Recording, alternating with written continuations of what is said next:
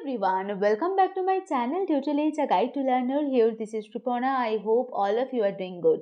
Today, we are going to explain one of the most interesting topic from Unit 9, Educational Management and Administration, that is change management, and one of the most important model from it, that is three-step model of change. We all know that change is mandatory and in and every sector. So, today we are going to explain why that change is mandatory in the educational management sector. Okay, so now going to the main topic, so that is meaning of change management. Okay, what is the basic meaning of change management? Do you have any idea what do you mean by a change management, learner?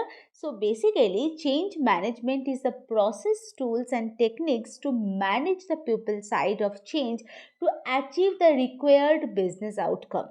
Okay, so it refers to the task of managing change basically. It refers to the making of changes in planned and managed fashion, and it is an approach to shifting individuals, teams, organization from current state to future state, and that is the basic meaning of change management. Okay, so why the change management is important and what are the basic characteristics of change, planned change? So it is basically qualitative in nature. It takes place only when the clients develop the desire to change, and basically the total process is going through the personal introspection and modify their behavior. Every planned change has direction, basic purpose, rational, and it is obviously used for bringing about the change which influence the quality and direction of the change. Okay, so what are the basic reason for change in the educational sector and each and every sector basically? So basically change is helpful to solve some problem in any sector. Change to make work more procedures, more efficient, change to reduce unnecessary workload. So that's why change is mandatory. Okay. So now going to the functions of the planned change. So we have already told change is helpful to solve organizational problems. Okay. So it is one of the most important function of planned change. Now going to the next one, that is change is related basically with the learning from experiences.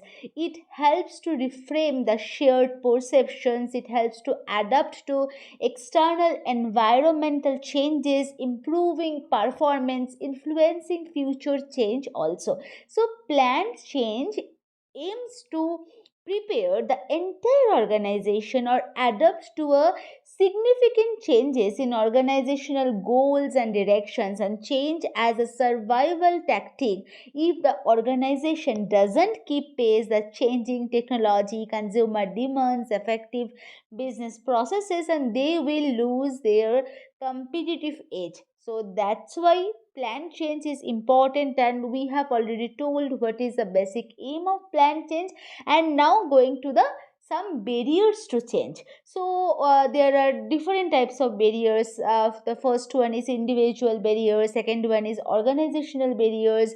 So what do you mean by a individual barrier? So basically economic fears, fear of the unknown, the social disruptions, effort, fear of the loss of power, autonomy, commitment to the old position, all are the basic examples, and all are the included with the individual barriers to change. And now going to the next one, that is organizational barrier. So basically organizational barrier is related with the structural inertia, work group norms, threat to existing balance of power, board of directors, history of change efforts gone wrong.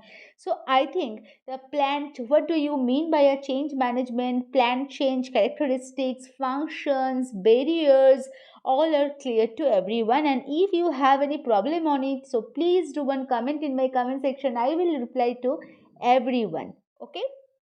So now going to the main topic for today's session, that is three-step model of change.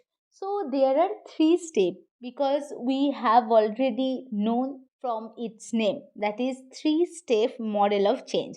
So the first step, that is unfreezing, the second step is moving, and third one, that is rephrasing. So at first we have to discuss the first step of a three-step model of change, and that is unfreezing position or unfreezing state basically. So what do you mean by a unfreezing?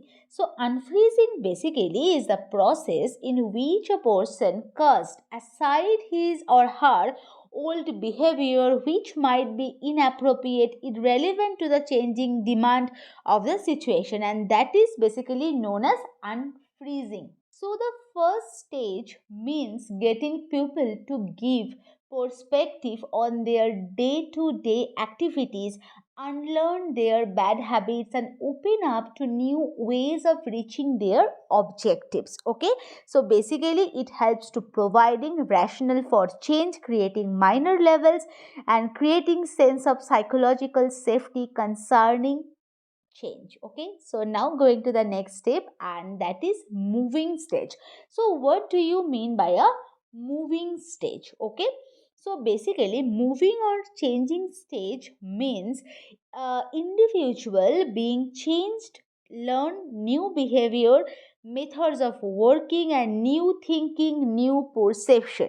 So basically moving stage provides information, bringing about the actual shifts in behavior, etc.